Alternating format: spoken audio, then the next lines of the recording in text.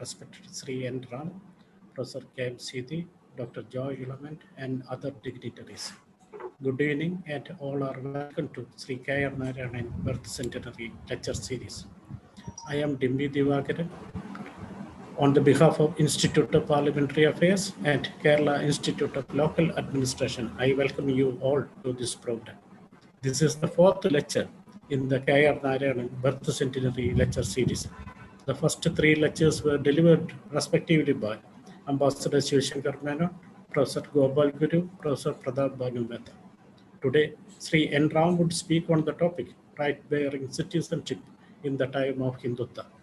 Sri N. Ram is one of the most respected journalists in India. He is the director and former editor-in-chief of Hindu group of publications. In his distinguished life in journalism, which is more than 4 decades long, Sri Ram wrote on various issues, including Indian politics, aspects of India's foreign and nuclear policy, external pressures on economic and political sovereignty, issues of corruption and abuse of power, challenge of communalism and fundamentalism, freedom of expression, role of media in society, the Sri Lankan ethnic crisis, and many more. One of the most remembered episodes of Sri Ram's journalist career is the investigation into Bofus corruption scandal. This investigation, in association with Chitra Subramaniam and others, was recognized by Columbia University's Graduate School of Journalism as one of the 50 great stories investigated and reported over the century. Sri Ram is an author of many books and articles. Why Scams Are Here to Stay, Biography of R.K. Narayanan, Early Years 1906 to 45, author with Susan Ra, The Riding the Nuclear Tiger, are some of them. Sri Ram is the recipient of many prestigious awards. This include Padma Bhushan by Government of India, Sri Lanka Ratna by Government of Sri Lanka. And Ram is a former member of National Integration Council and the India-China Eminent Persons Groups. He is the president of Harmony India, an organization dedicated to the promotion of communal harmony and secularism. It is a great honor to invite Sri N. Ram to this program. Welcome, sir. Professor K.M. Seethi is the chair of today's section. He is the director, Inter-University Center for Social Science Research and Extension, Mahatma Gandhi University, Kottayam. He was former Dean of Social Sciences and former director of the School of International Relations and Politics, MG University. Professor Seethi has written extensively on Indian politics, foreign policy of India, Kashmir, South Asian politics, and many other areas. With immense respect, I welcome Professor K.M. Seethi to chair this lecture. Kerala Institute of Local Administration is our co-organizer in this lecture series. I am happy to welcome Dr. Joy Element, the Director General, Matthew Andrews, Assistant Director, and the technical team of KILA. It is a delight to invite students, researchers, faculty members to this program. Welcome, friends. There will be a question and answer section after the lecture. Please write your questions and comments in the chat box. Once again, a warm welcome to all, to Professor Seethi. Thank you very much. I'm delighted to be a part of this lecture series. Thanks, Dr. Dimpi, for having invited me to be a part of this series organized in connection with the birth centenary of Dr. K.R. Narayanan. I must say that he is a great scholar, statesman of our country. Dr. Narayanan was undoubtedly a person with a strong secular, liberal, democratic credentials and commitments. I recall his visit to Kottayam IR School at Mahatma Gandhi University back in 1989, a few years before Dimpi joined our school. He came for the Nehru Centenary Young Scholars Conference when your Anandamurthy was the Vice Chancellor. Dr. Narayanan was at that time the Union Minister of State for Science and Technology. I remember his speech literally shook the audience, and the young scholars were greatly inspired by his speech at that time. In fact, that was the beginning of his political career after his stint as a diplomat for a long time, and subsequently as the Vice Chancellor of Jawaharlal Nehru University. And after this conference, in fact, I do not know whether some of my colleagues know that, I had written half a page report in the Hindu, highlighting the insights generated in the conference, inspired by Dr. Narayanan. Anyway, I must congratulate Dr. Dimpi and Dr. Joy Eleman and his colleagues in IPA and KILA on having taken such a good initiative. And I could listen to a few of these lectures in the past, including a speech by Dr. Gopal Guru and others, which actually stimulated our thinking. Today, as rightly pointed out by Dr. Dimpi, we are fortunate to have an eminent person like Sri N. Ram, the doyen of Indian literature, who will speak on rights-bearing citizenship in the times of Hindutva. Definitely, the theme holds great relevance for the contemporary period at a time when we are witnessing manifold challenges to citizenship. On the one side, we have this neoliberal globalism, which continues to make inroads into the lives and livelihood of people, putting even the basic right to existence at risk. On the other side, the far-right assertions tend to undermine the secular fabric as well as the social solidarity of our country. In fact, this CAA, about which Sri Ram, he had written tremendously on this topic in the past. This is CAA is naturally seen as an ominous sign of this neoliberal far-right nexus, which I'm afraid may make our society a smoldering volcano. It certainly calls for social and political vigilance across a wider realm of our society. I'm sure that today's lecture by Sri Ram comes in the background of the publication of an insightful volume on citizenship. Ram's and his friends, colleagues' collected work, this citizenship, should be an important volume for contemporary researchers on India. And Ram is certainly known for his consistent and fearless position on several issues. I'm sure that his credentials, democratic secular credentials, are uncontestable. And I'm sure that his today's lecture will also be a testimony of his much acclaimed credentials. In fact, I don't want to take much of the time because Ram is expected to enlighten us on this topic very much. Thank you very much, and I look forward to a very eminent talk from Sri Ram. Thank you. Thank you. Professor Amrita Narayanan is with us, I think. Daughter of K.R. Narayanan. Welcome, madam. Oh, hello. I know her. Yeah, hello. Hello. Ram sir can start. Thank you, Professor Seethi, and thank you, Dr. Divakaran and other friends. The subject I have chosen is a vast one. And thank you, Professor Seethi, for also mentioning this book, which, in fact, I'm going to draw on my contribution to the book and also make reference to some important points made by Professor Romila Thapa on citizenship here.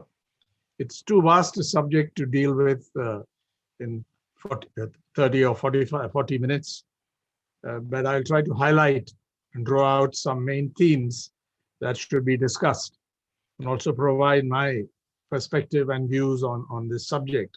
I've chosen the theme rights-bearing citizenship in the time of Hindutva because that covers what I intend to say today. Citizenship and rights, what are these rights?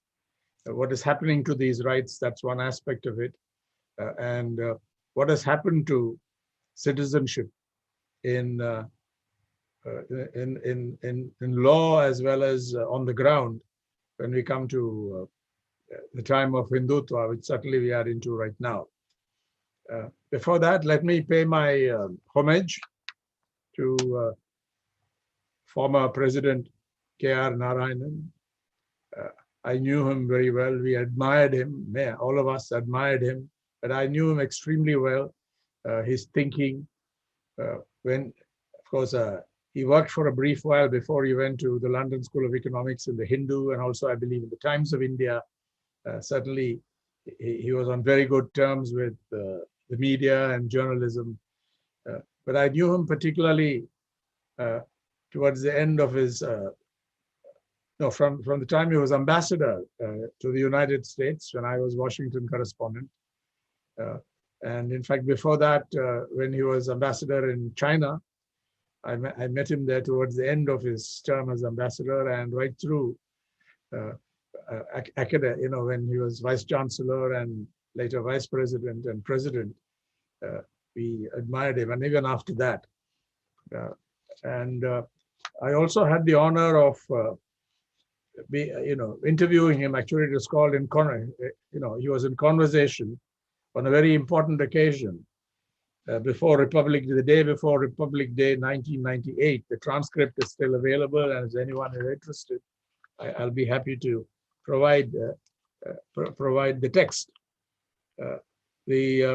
But there are very interesting thoughts that relate to the present here, where he talks about, when I asked a question about inequality, social inequality and backwardness, he talked about Jawaharlal Nehru's great passion to change our society. He called it the congealed society. That is, President Narayanan called it the congealed society, which we inherited from our own past and from the static past of the British period. And he talked about the importance of social change in conjunction with economic change. He was quite outspoken on the denial of equality, which is, I think, very relevant to the subject today, but was also positive and optimistic. And for those who want to, he made a number of speeches, wrote, so there's a lot there. But this is, I think, a notable expression of views and perspectives on the larger picture, where India is headed and where the world is headed also, from a great man. With that, I come straight into the subject because I don't have too much time to deal with the many aspects which are covered by this title. India might have awakened to life and freedom at the stroke of the midnight hour, separating August 14 and 15, 1947. However, as political scientists have pointed out, 300, and in particular, Niraja Gopal Jayal, 365 million subjects of King George VI were not magically turned into citizens as that midnight hour struck. And thereby hangs a complicated tale. The story of citizenship in India, and in particular rights-bearing citizenship, has many dimensions: historical, constitutional, legal, philosophical, socio-cultural, and political. And indeed, neoliberal policies have left their stamp on citizenship. I shall come to that briefly later on. These aspects intersect, of course.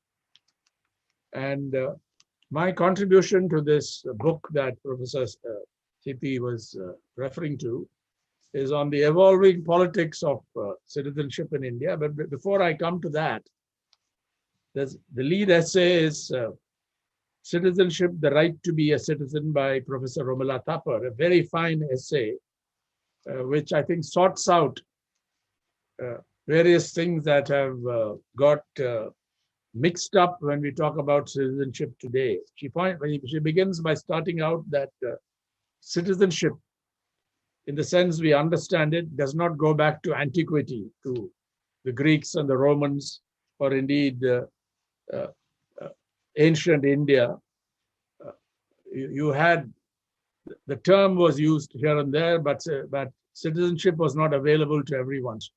So a very important aspect of the idea of citizenship was equality before the state, equality of everybody living in a certain territory with rights. Till modern times, the idea that all members of a society were entitled to equal rights, broadly speaking. Very often in practice, this was not implemented, this was not enforced, this was not available to everybody. You had slavery, you had serfdom. In India, you had untouchability, you had oppression of lower castes, and of course classes, the working classes. You had forced labor, bonded labor, and so on. But the concept was very clear, and that concept is only about 3 centuries old at most. That's the point she makes. And so the idea, and they have rights. Everybody has the same rights in principle, although in practice there are many deficits. It's a very, very important essay because I think it clarifies citizenship, because no use saying that India enjoyed democracy through 2,000 years, 3,000 years ago and all that. This is basically in modern times. It's to do with the rise of industrialization, first in Western countries and subsequently in other parts of the world. This is to do with capitalism and rise of middle classes and so on. This is very well contextualized, and things are made and clarified in this lead essay in this book that was referred to. And my remit there was to deal with the politics, the evolving politics of citizenship in the sovereign, secular, democratic Republic of India. The transformative or living constitution and our democratic assets, namely parliament and state legislatures, the executive at the center and the states, the judiciary, other institutions that function under constitutional or statutory authority, the news media, civil society organizations, and in the final analysis, to quote from the Constitution, we, the people of India, individually and collectively. All these supposedly democratic assets, some of them have turned out to be not democratic at all, have a vital role to play in this. The Constitution has been designed, and the democratic institutions are all formally pledged to promote loyalty, not to any strongman, not to any kind of majoritarianism, but to the core values of the Indian Republic as set out in the preamble to the Constitution, namely in this order: justice, liberty, equality, and fraternity. I repeat, justice, liberty, equality, and fraternity. How seriously the law and the courts of law take these values matters a good deal, but how society and the political system and we, the people, respond to these matter even more. And here I want to cite the last speech made to the Constituent Assembly, made on November 25, 1949, by Dr. B.R. Ambedkar, who was chairman of the drafting committee.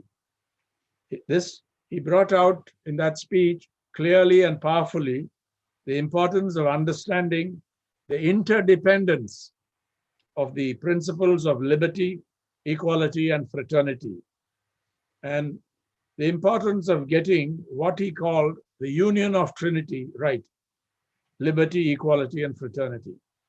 He warned against internal threats to democracy and society, such as bhakti or hero worship in politics, to which Indians were particularly addicted.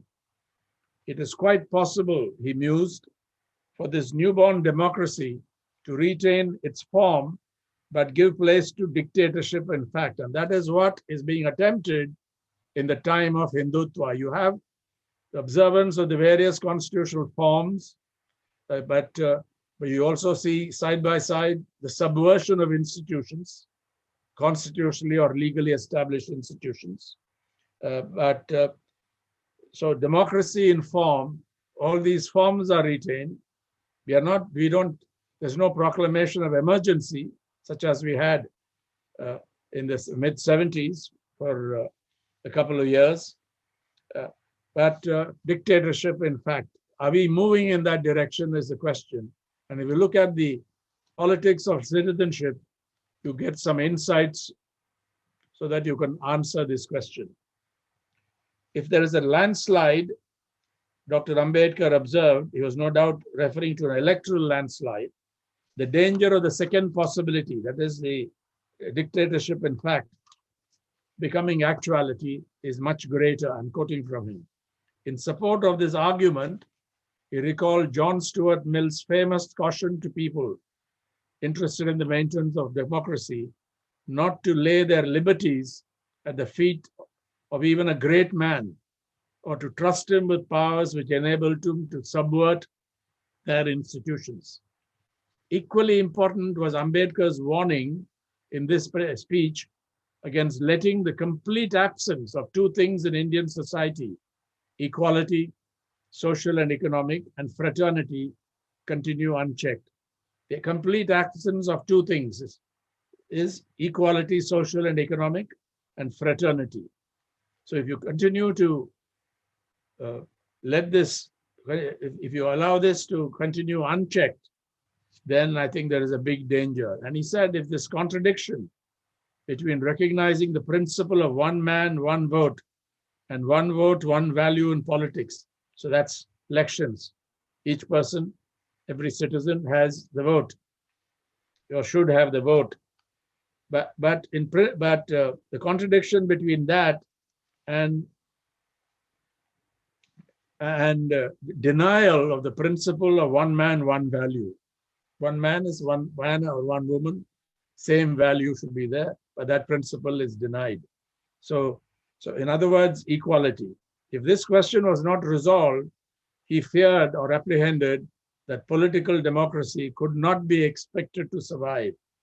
And in a famous statement, in a memorable statement, he raised this question: how long shall we continue to live this life of contradictions?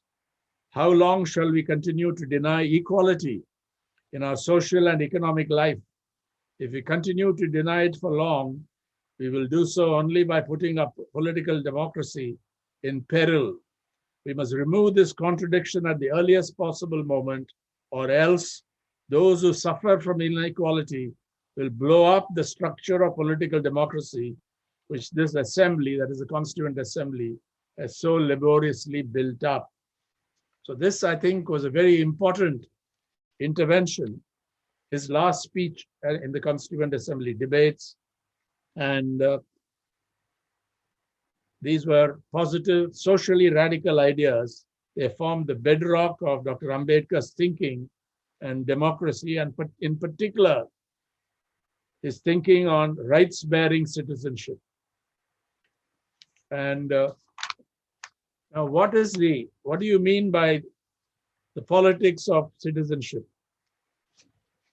And a citizen is generally defined in the theoretical literature as a member of a political community who enjoys the rights and assumes the duties of membership. That's the general definition in the theoretical literature, that a citizen is a member of a political community who enjoys the rights and assumes the duties of membership. And the dimensions of this membership of political community are broadly classified as: one, citizenship as legal status, and that status is defined by civil, political, and social rights. Secondly, citizenship as political agency. A citizen has to be active in politics, is expected to shape politics, to influence politics, to continually improve it. And citizenship as a source of identity and belonging. I'm an Indian, I'm English, I'm American, I'm Russian, earlier I was Soviet, I'm Chinese, etc.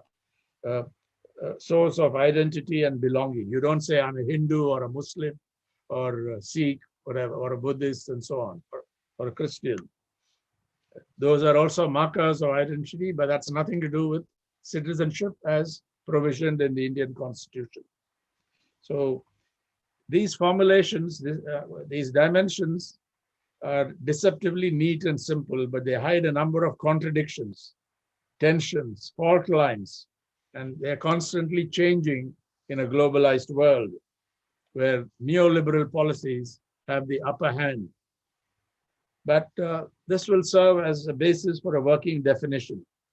Since governance by the state and the relationship between the state and individuals, groups, and communities and classes are intrinsically contentious, the politics of citizenship can be conceptualized as contentious interactions over the institutionalization and realization of substantive membership, legal status, rights, and participation. Now, I won't spend too much time on what these rights are, but when we talk about rights-bearing citizenship, we have in the Constitution a rich resource. And what are these rights? Part 3 of the Constitution, fundamental rights. They are to be understood as a guarantee against state action. There are also other general rights. But I'm talking about fundamental rights. And a state means it includes the government and parliament of India, the government and legislature of each state, and all local or other authorities within the territory of India or under the control of the government of India. That's what we mean when we talk about fundamental rights, which are a guarantee against improper or unconstitutional state action. And Article 13 is very important of the Constitution. It provides that laws which are inconsistent with or in derogation of fundamental rights shall be void. And then you have a number of rights enumerated in Part 3, the right to equality, Articles 14 to 18, available in fact not just to citizens, but to any person within the territory of India, residing within the territory of India. That is equality before law and equal protection of the laws. Then you have prohibition of discrimination on grounds of religion, race, caste, sex, place of birth, guaranteed to any citizen in this case. Equality of opportunity in matters of public employment, any abolition of untouchability, abolition of titles. Then you have very important freedoms, the rights to freedom. It's a bundle of rights, Article 19 to 22. 19, right to freedom of speech and expression, right to assemble peaceably and without arms, right to form associations or unions, right to move freely throughout the territory of India, right to practice any profession or to carry on any occupation, trade, or business. And then, of course, these are not absolute rights, but reasonable restrictions can be placed by law on these rights, and they have to meet the test of reasonableness as adjudicated by the judiciary. And there are several other rights, very important rights. Article 20, protection and respect of conviction of offenses. 21 is extremely important, protection of life and personal liberty, available not just to citizens, but to all persons residing within the territory of India, etc. Then you have rights against exploitation, rights to freedom of religion, cultural and education rights, and rights to constitutional remedies. These are available to citizens, also to other persons, depending on which rights they are referring to. They can go before the Supreme Court. So the Constitution has a rich collection of rights in Part 3, fundamental rights, apart from other rights provided by laws. But where are we today in relation to these rights? In particular, the right to equality and the right to life and liberty here, the right to equal protection of the laws. When you talk about citizenship, the politics of citizenship. The political history of citizenship in India as I have researched it, divides naturally into 4 chapters. The first begins with the making and provisioning of citizenship in Part 2 of the Constitution at its commencement. And it takes us to the enactment of the Citizenship Act in 1955. Chapter 2 turns out to be a relatively quiet period, 1955 to 1985. Chapter 3 covers the period from 1986, when the citizenship law was amended to make special provision for Assam in line with the 1985 Assam Accord. And it goes up to 2003-2004, when perhaps the most significant and far-going changes were made to the legal political regime governing citizenship.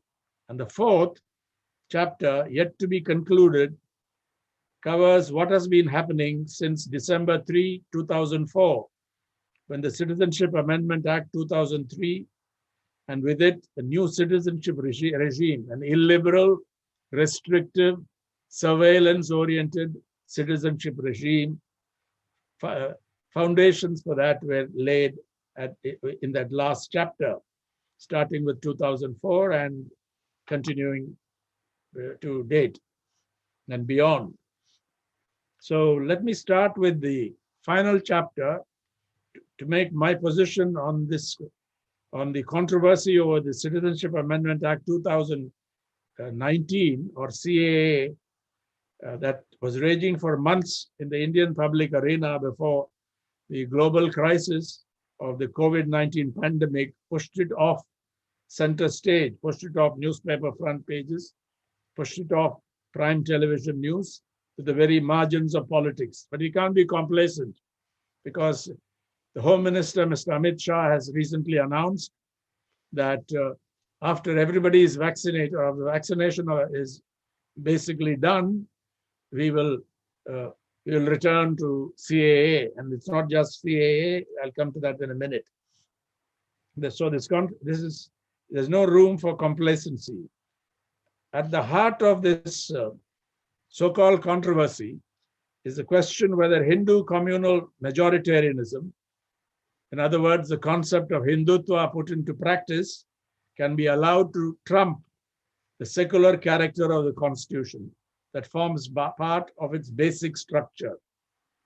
A contentious issue that cropped up, in fact, in the wake of partition in the Constituent Assembly debates, an issue that our first Prime Minister, Jawaharlal Nehru, called a little thing, dust in the pan, became a very big deal in 2019-20. But it is not just the Citizenship Amendment Act 2019 that is our concern. This has to be viewed in combination or conjunction with 2 other citizenship-related projects: an amplified National Population Register, or NPR, exercise, and the threatened countrywide National Register of Citizens, or NRC, NPR and NRC. So view in combination with these, the CAA poses a direct challenge to India's democratic and secular polity and to its political stability. And fieldwork of updating the NPR was notified for implementation in all states and union territories between April and September 2020, but has unavoidably been postponed until further orders. And I just mentioned what Mr. Amit Shah says the government has in mind. So this development has had 4 separate but interrelated political components. 1, the provocative and polarizing enactment of the CAA. 2, the mass upsurge against it, seen in tandem with the NRC and NPR across much of the country. 3, the repression and violence unleashed on the protesters by both the state and by gangs of bigoted thugs. And 4, a potential crisis of federalism manifested by tensions and a possibly showdown between several states and the central dispensation on the citizenship question. I don't have to go into all the constitutional and legal questions here for my exploration of the politics of citizenship in the time of Hindutva, but I'll adopt for as my position the following argument presented very elegantly and succinctly by the lawyer Mihir Desai in an article published in the Economic and Political Weekly. And this is what he highlights. The CAA is unconstitutional. Even if it is held to be constitutional by the Supreme Court of India, the protests against it are justified and should continue. I'm quoting from him. If the CAA is held to be unconstitutional, the NPR and NRC must still be opposed since they are exercises that will be extremely detrimental, especially to the poor and the marginalized. I will only add to what he says, the lawyer Mihir Desai says, that lessons must be learnt from the updating, so-called updating of the original Assam NRC between 2013 and 2019. This exercise proved a nightmare for millions of the state's residents, and it should serve as a warning to the rest of India on what a countrywide NRC would turn out to be for hundreds of millions of people, not a few millions. BJP leaders and the central government have spoken in different voices, have contradicted themselves on the question of how the population register relates to the register of citizens, and also on the question of the 2019-2020 changes in the citizenship law. The answer is simple. There's no need to get confused about it. It's not too complicated. The NPR has no purpose other than to serve as the basis, the data source for the NRC.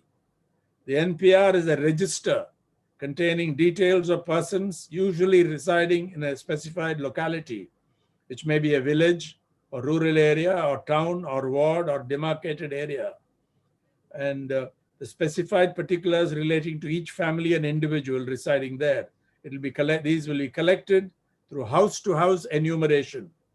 The latter, the NRC, is purely an administrative exercise feeding off the population register.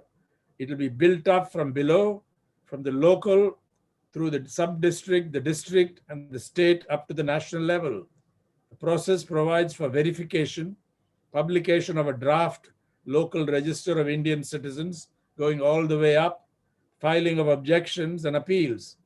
But the power given to the local registrar to enter remarks in the population register, if he or she feels that citizenship of an individual is doubtful, will be a Damocles sword hanging over the heads of millions of people. The authoritarian nature of the NPR-NRC project becomes clear from a plain reading of the 2003 amendment to the Citizenship Act and Citizenship Registration of Citizens and issue of National Identity Card Rules 2003, framed under that amended law. As for the CAA, the connection with the NRC is in the chronological sequencing. And this was set out by Mr. Amit Shah when he was BJP president in a series of election rallies in April, May 2019. And I quote from one of his speeches in 2019. First, we will bring the Citizenship Amendment Bill and will give citizenship to the Hindu, Buddhist, Sikh, Jain, and Christian refugees, the religious minorities from the neighboring nations. Then we will implement the NRC to flush out the infiltrators from our country. In Hindutva speak, in the context of the inflow from Bangladesh, Pakistan, and Afghanistan, infiltrator is code for Muslim illegal migrant, a term first introduced in the citizenship law by the 2003 amendment, and refugee is code for a non-Muslim illegal migrant. This is the point. The authoritarian and communal nature of the game plan has been executed in stages between 2003 and 2019. And it waits to be completed with the implementation of the NPR-NRC mega project. And here we come to an important point. It is not just the BJP and its allies which has developed this authoritarian way of looking at citizenship. The Congress-led UPA, and the Congress party in particular also has to bear a lot of responsibility for going along with this surveillance-oriented citizenship regime.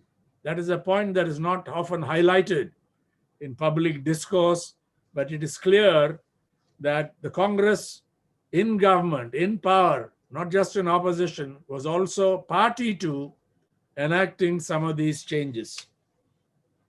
I'll quickly go over some themes because there's not too much time. I still have perhaps 15 minutes. Do I? Do I, Professor Seethi, 15 minutes? Yeah, certainly. Okay. You know, the debates in the Constituent Assembly were remarkably inclusive, secular and democratic. There were challenges by those who were not quite secular to this, who put forward the views that Hindus have no other country to go to. So we should give them a special place and so on. And there were also noises made against, particularly against those who had gone to Pakistan first, and then having changed their minds, they came back to India, only a few millions at that time.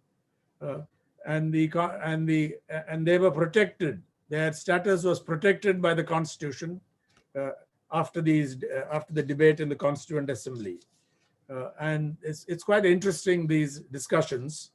But Jawaharlal Nehru, Ambedkar, Alladi Krishnasamy in particular, and various others came out very strongly in favor of the proposition on one thing, that you cannot make it, when you talk about citizenship, you cannot make a distinction on the basis of religion.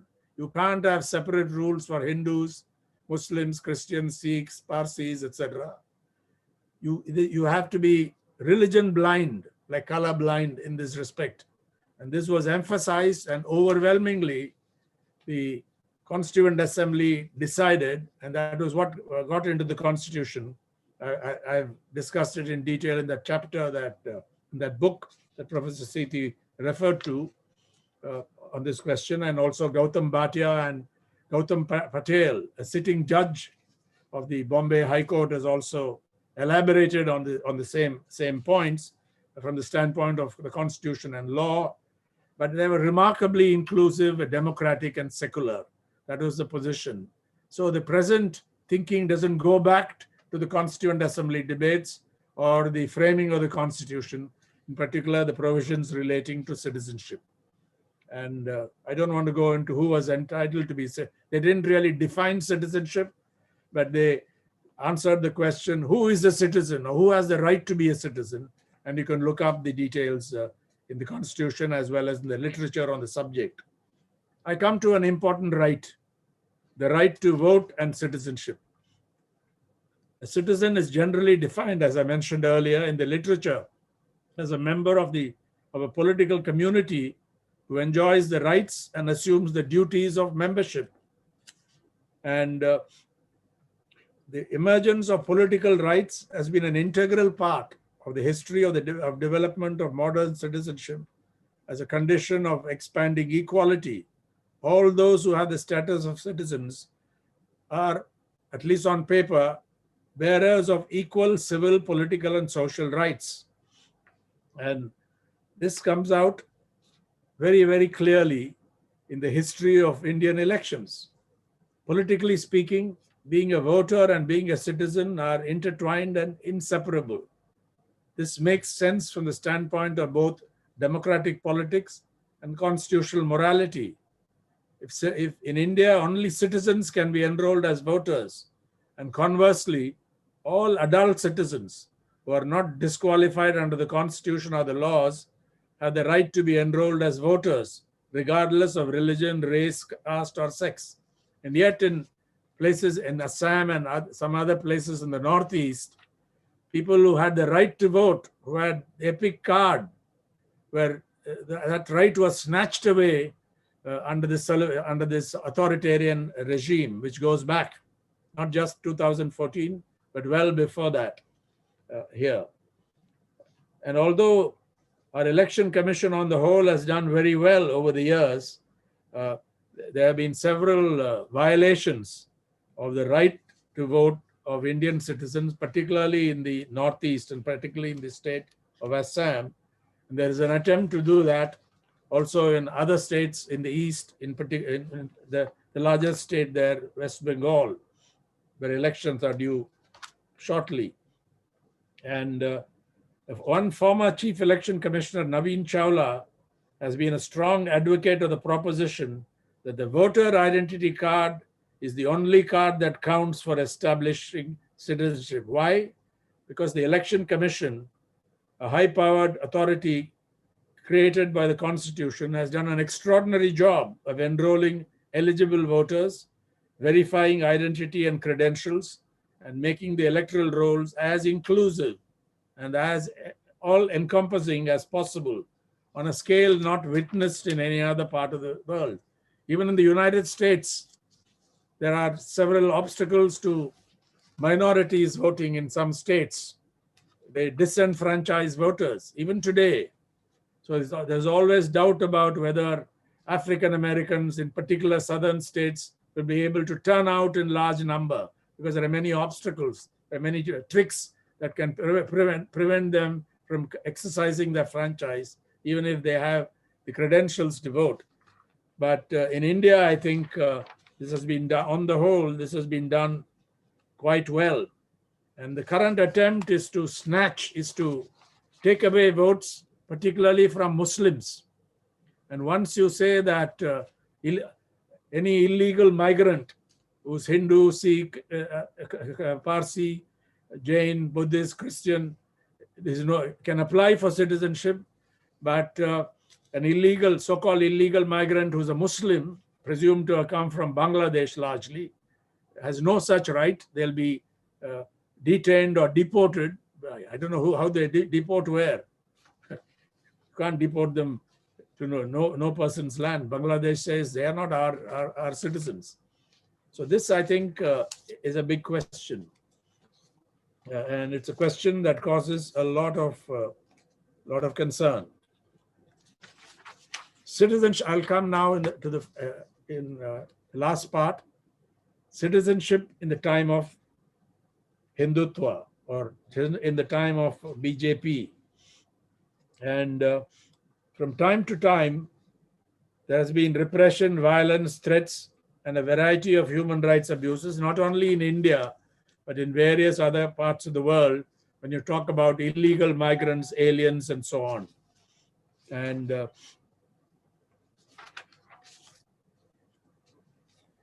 basically, it's the Constitution that came in the way of the Hindutva project.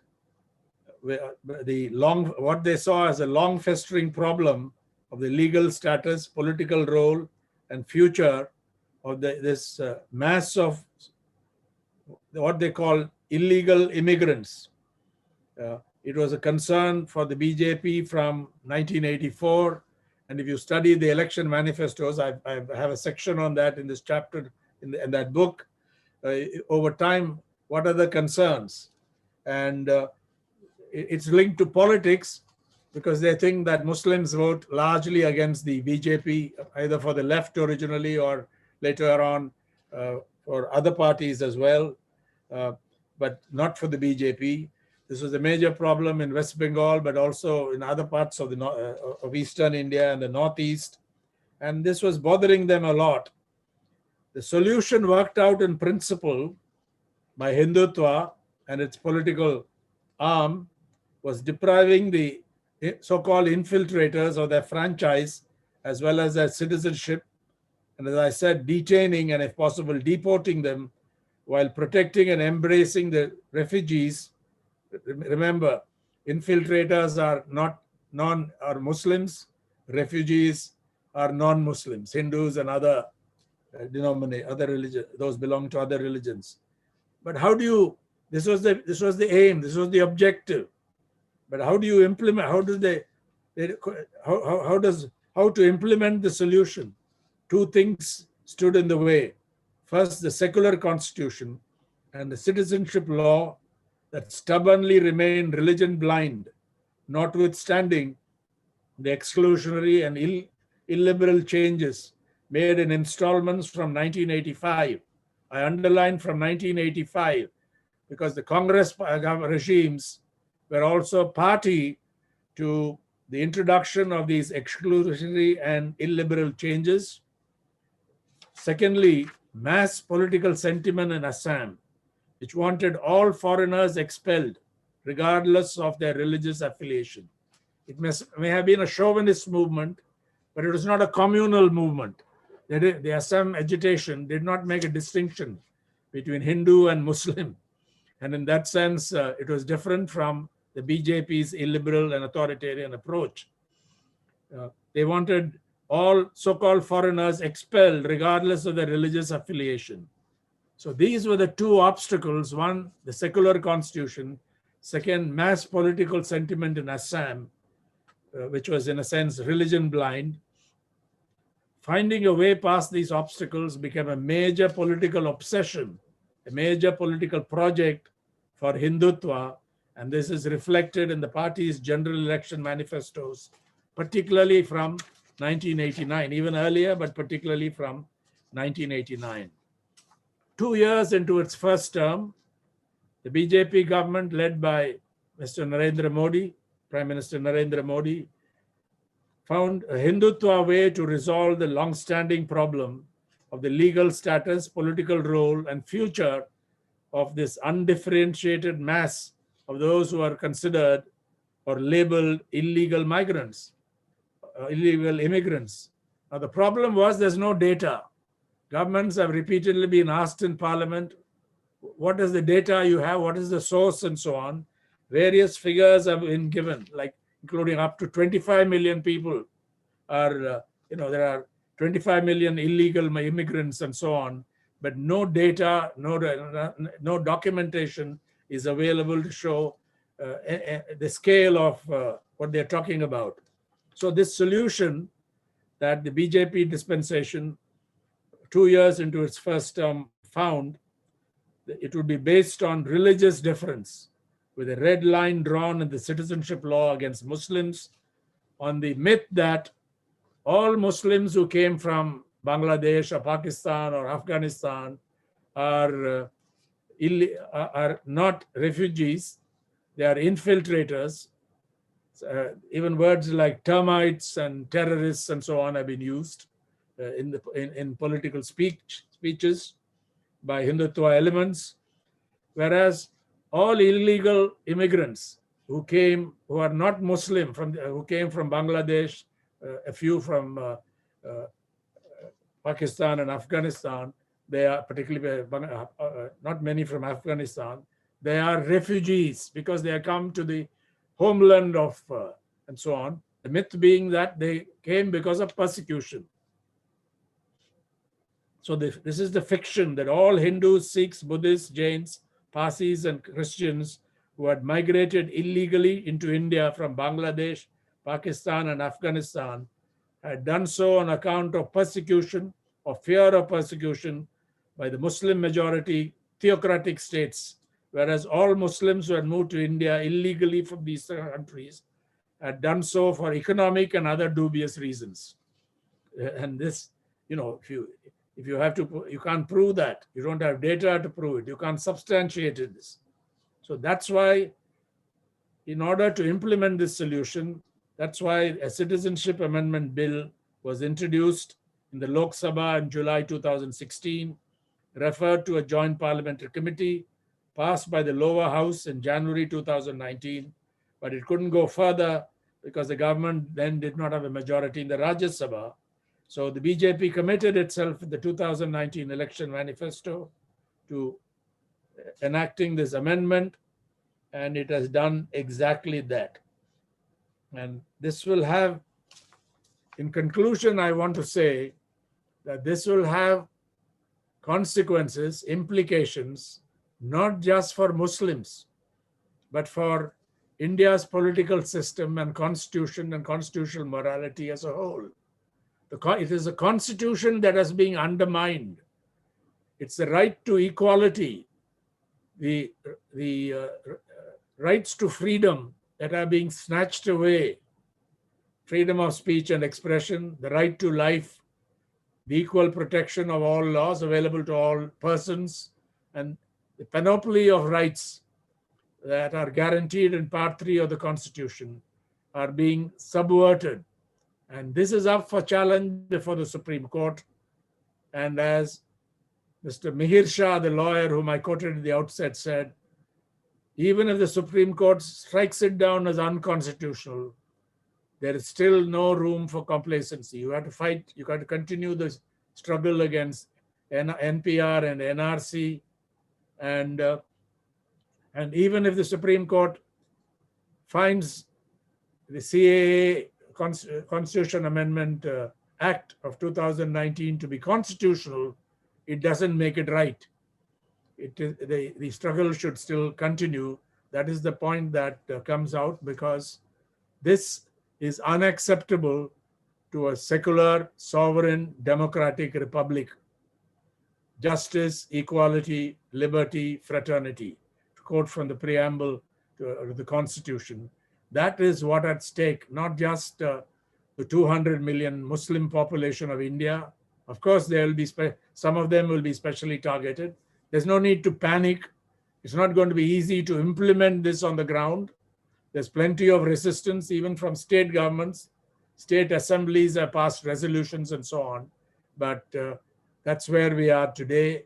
There's no need to get demoralized on this, because it's an important struggle which has to be constitutionally and politically and peacefully continued.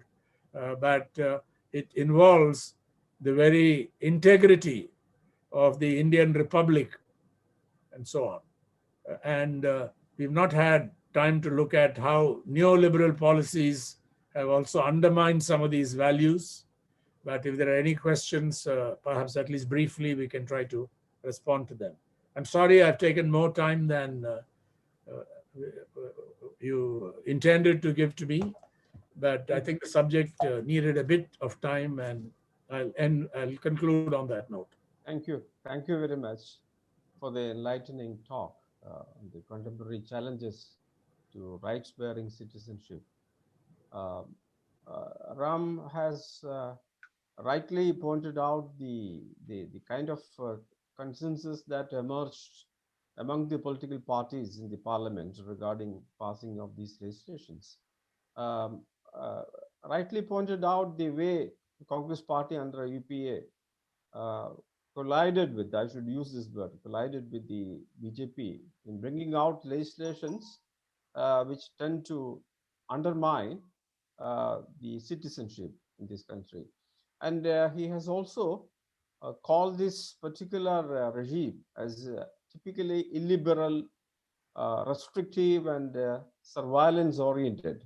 He has rightly pointed out the way the government has been doing it in the last several years. I think he has traced this history of subversion back to the period 1985 and right through 2003. And 2019 was not the beginning, as he rightly pointed out. So the question is, if the Congress party has been a partner in this game of subverting the constitution, what will be the future of this country? I think he has left this question as a kind of a big challenge for the Indian people. He has rightly pointed out that the Indian constitution, the secular Indian constitution, is the only obstacle to the current regime. I do not know how far we can go ahead with this particular strategy of confronting when you have a kind of a surveillance Raj pervading across a wider realm of activities, including the intellectual and academic activities, leave alone the political activities or like that. Anyway, we have a very interesting session. Ram, thank you very much for your enlightening talk. I'm sure that the participants of this conference will read the volume on citizenship brought out by Ram, Romilla, Bhatia, and others, which I think is an indispensable volume for the current debate on citizenship. The first question is from Joseph Anthony is, raising this question with respect to the recent judgments from the apex court. He is asking this question whether we can expect that since these verdicts have a particular dimension, he is asking this question whether we can expect something from the judiciary to protect the constitution when cases come to them with regard to CAA. He is also raising a point whether the question of Kerala. I think Chief Minister of Kerala recently stated that he will not implement the CAA in Kerala. How far we can prevent this implementation of a central act like CAA in a state like Kerala? That's the first question from Joseph Anthony. Yeah. So, yeah, I think that is an interesting question. The first one, I don't want to preempt the answer to the first question. We should hope that the Supreme Court comes up with a clear answer to this, a just answer to the question, and strikes it down as unconstitutional. I don't want to preempt saying that it will or will not. It has to be argued, but I'm disappointed that the Supreme Court has not given priority to this issue because the matter is up before it. It should have immediately set up a constitution bench and expedited the hearing of this, because this is going to be important. And it's not only on this, but on challenges before what happened in Jammu and Kashmir, and other issues also came up before the court. And there's been plenty of criticism by legal scholars and others, also political writers, on the priority, on the, how the court has sought to prioritize its work in this period. It's not taken up many of these issues, and I'm also personally disappointed with the Supreme Court. But you do hope that this will be properly argued and adjudicated by our judiciary, higher judiciary, and so on. On the second question, yes, I think there is scope for, it's a real problem in a quasi-federal system. And the Chief Minister of Kerala, as well as chief ministers elsewhere, even the Chief Minister of Bihar, I think, came out with saying we are not going to do, it's not just CAA, unless you do and the National Population Register, that exercise on the ground, nothing is going to happen. So the CAA makes no sense unless that exercise goes forward in their scheme of things.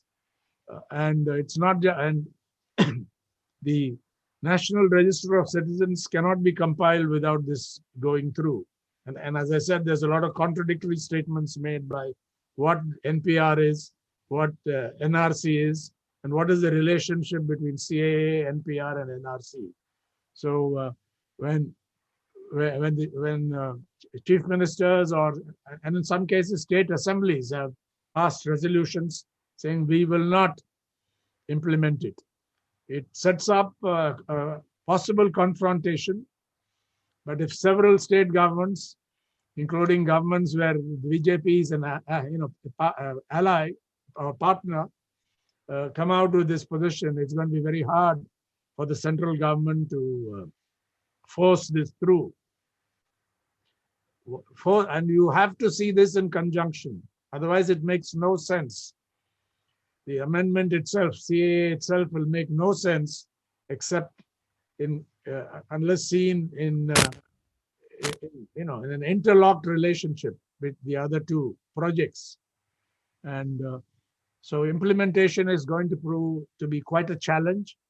It could be tense. It could create a lot of political instability in the country. And we cannot predict at this point how the whole thing will go.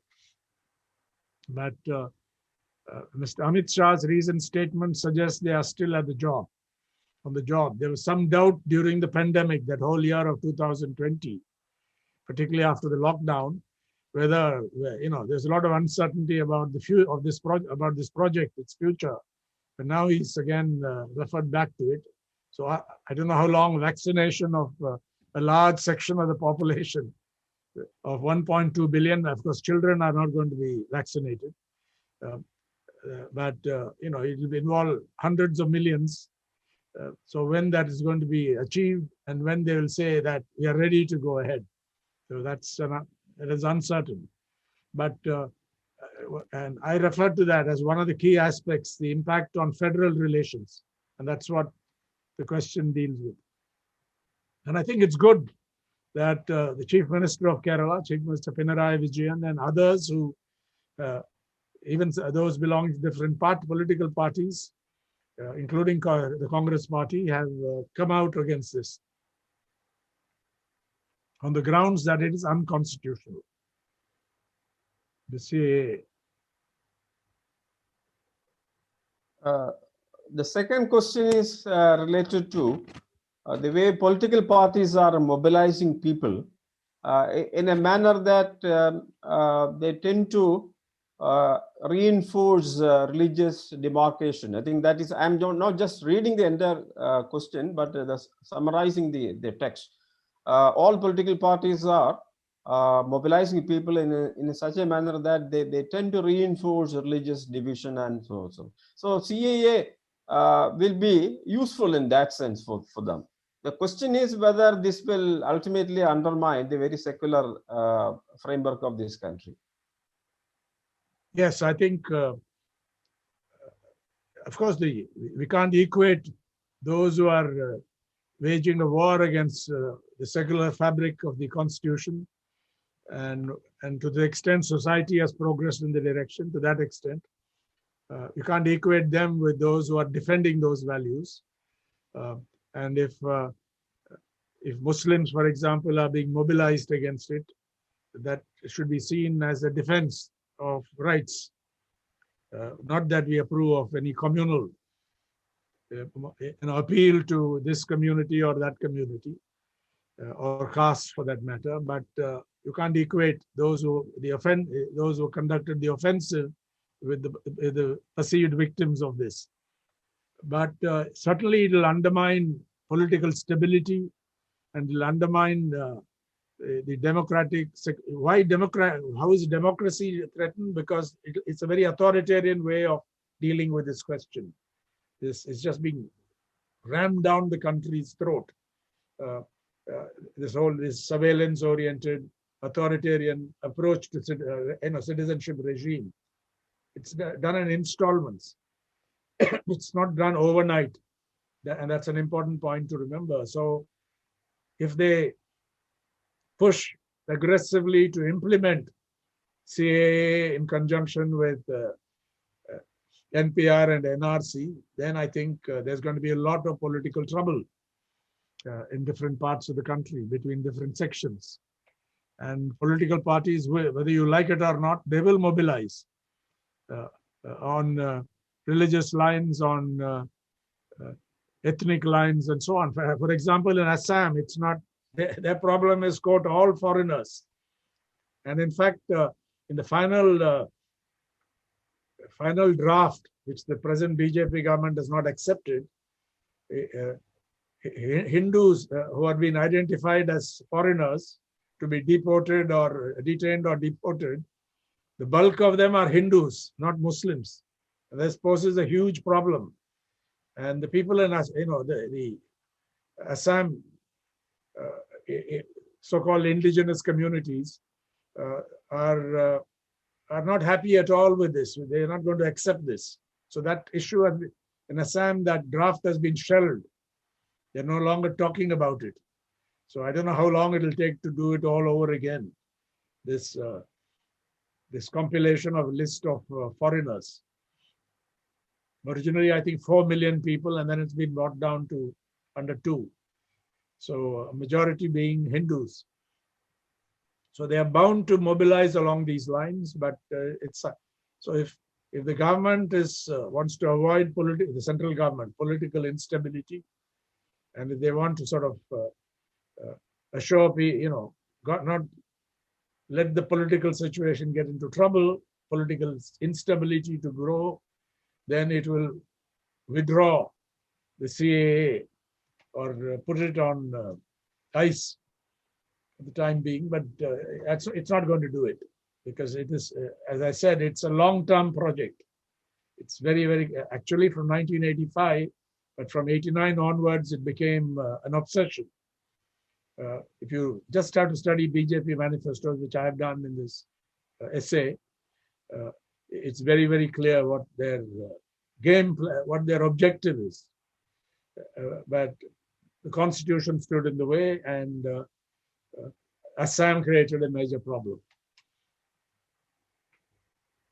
Oh, okay. We have a couple of questions more. Do you have time, sir? Yes, I have time.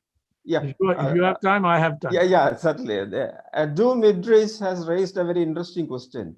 In India, we already had a very liberal citizenship provision for granting citizenship to people from outside. Where was this need for a new law, a new legislation for citizenship? He's asking this question whether there was any problem already with regard to granting of citizenship to anyone. That's a very interesting question. Yes. Yes.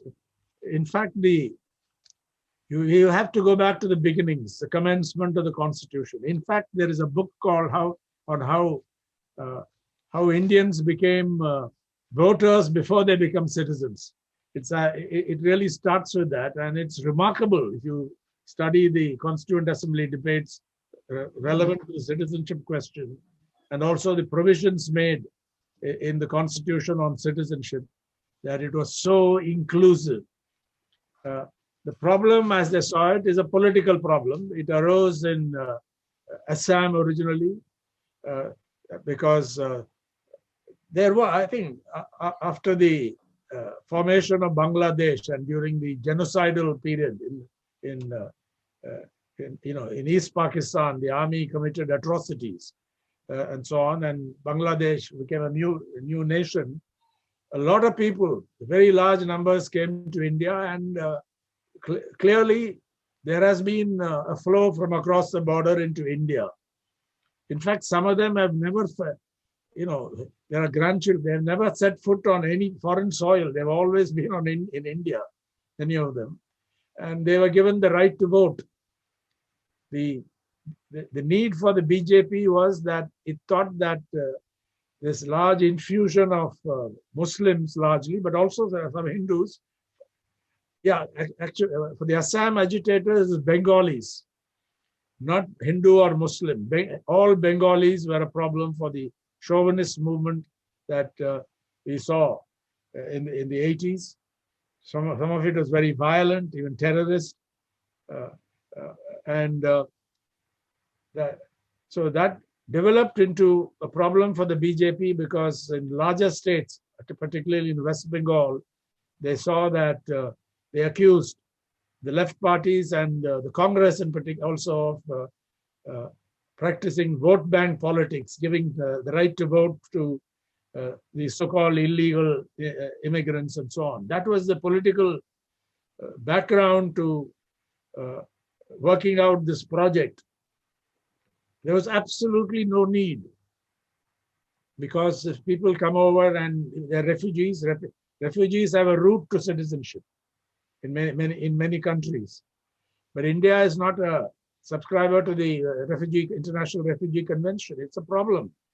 India has done well with respect to some refugees, but without getting into proper, legal framework. It depends on political discretion. So it would have been easy, it would have been possible to solve this, the refugee question in the Northeast, starting with Assam, but also in West Bengal, because once you come to Assam, you can go to other parts of the country, other states. Bengalis will naturally gravitate to parts of West Bengal, but they're also in Assam. They've driven away. There were atrocities conducted against Bengalis in Assam. All this helped the BJP, because their propaganda, the rise of the BJP in West Bengal was partly aided by this, and they seized on the issue. If you look at it objectively, there is absolutely no need to enact this. So why did the Congress government, in fact, conduct the NPR, I think in 2010, the Manmohan Singh government? Why did they conduct an NPR, which was clearly linked to citizenship? the idea of citizen versus alien, illegal migrant. Where was the need to do it? And that created a lot of trouble. So it is this movement away from citizenship, away from secularism, a secular approach and an inclusive approach to the citizenship question that has led to this. So the question is interesting, Professor, as you said, but the answer lies in politics. Yeah, thank you. So the next question is, do you think the BJP is trying to spread Islamophobia and make them marginalized by using other communities in the country? They're trying to do it, but I think as President Narayanan said in this conversation on which was broadcast on Doordarshan and All India Radio and covered widely, where I was the interviewer on August 14, 1998. In the long term, this is not going to work. Because I think, some people get disheartened today that, oh, they are the majority. They have seized on this weapon of majoritarianism, and we haven't done well enough since independence or since we adopted the Constitution, and this has got undermined for various reasons, including economic policy reasons. We've become weakened. These institutions have become soft. They've become weak. They've been subverted to some extent, not just by the BJP and its communal policy, Hindutva, but also by other forces. Neoliberal policies weaken, soften the ground on which we stand. So that sometimes leads to despair among people who are secular and democratic and believe in equal rights for all. But over the long term, I think it'll be hard to sustain this. There are 200 million plus Muslims in India.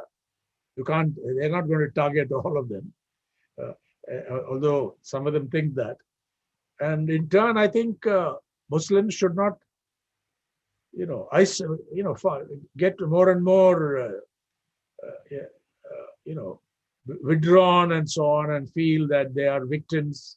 So on. This is also a sort of separatism within India is to be avoided, and there are also, you see it in different parts of India, extremism in the name of Islam, what they call Islamist tendencies and so on. So you have problems of that kind, and so Islamophobia is one side of the coin, and the reaction should also be secular and smart.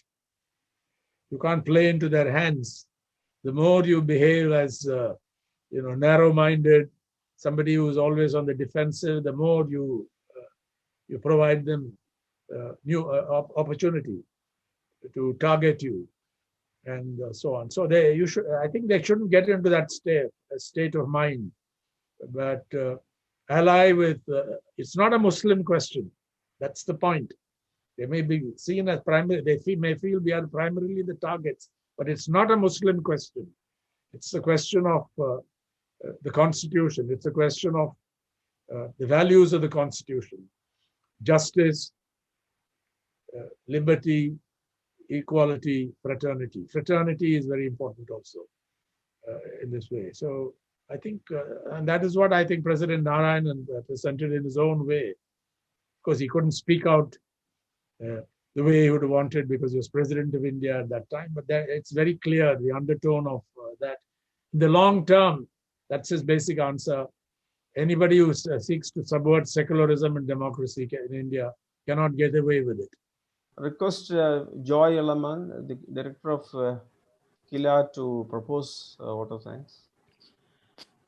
Good evening, dignitaries, friends and colleagues. This is the session for vote of thanks. In fact, I don't want to use adjectives and adverbs about the speech, the lecture made by Sri N. Ram. I mean, it was so contemporary a topic, and he had put it in such a way that it had an historical context, the current scenario, and a futuristic perspective. Especially, I was interested to hear from him that the game is not at over, but it's not a time for us to be complacent. We need to move on and fight further. So that is the context in which he narrated the rights-bearing citizenship in the time of Hindutva. Very current topic, which I would say. We, the Institute of Parliamentary Affairs and the Kerala Institute of Local Administration, KILA, are very happy to have you with us today, and also extend our sincere gratitude for being with us today evening. In fact, we are also happy that you took all the questions which came in, even though the time was up. So thank you, Sri Ram. Thank you. And we had this session moderated by Professor K.M. Seethi, who is an insider in one way because he's the director of the Inter-University Center for Social Science Research and Extension, Mahatma Gandhi University, Kottayam, and who has been a very close friend of KILA and the Institute of Parliamentary Affairs. So thank you, sir, for efficiently moderating and chairing this session. And finally, from the side of KILA, I will have to say that we are so grateful to Professor Dimpi and team at Institute of Parliamentary Affairs, not just for this session alone. Over these so many months, you have been actually taking KILA to a new direction by bringing in a lot of new topics, which are very current topics, and also bringing in stalwarts of experts and intellectuals for such initiatives. So thank you, Dimpi and team, for bringing in KILA also to your fold and taking us forward also for all this lecture series. Okay, and finally the participants. All these lectures, throughout this lecture series, we have been having a good number of participants, not just passive listeners, but actually involving it. Especially if you go through the chat box and all, we really have a real intellectual discussion and discourses on some of these topics we discussed. Thank you all. Thank you, the team, for making this program well done. Thank you. Thank you, sir. I also thank Amrita Narayanan for attending the program. She was throughout the lecture. Yeah. Thank you, sir. Thank you, Ram, sir. Thank you, Seethi, sir. Thank you, Joy, sir. Thank you. Thank you. Thank you very much. Thank you. I am really, really thankful to you and the Institute of Parliamentary Affairs and KILA for having established this lecture series in my father's name. And for all the topics have been really hard-hitting topics that are really relevant to our country today. And I really am very grateful for you all to do this. Thank you. Thank you, madam. Thank you. See you next time. See you next time. There will be one more lecture in this series. Okay. Thank you.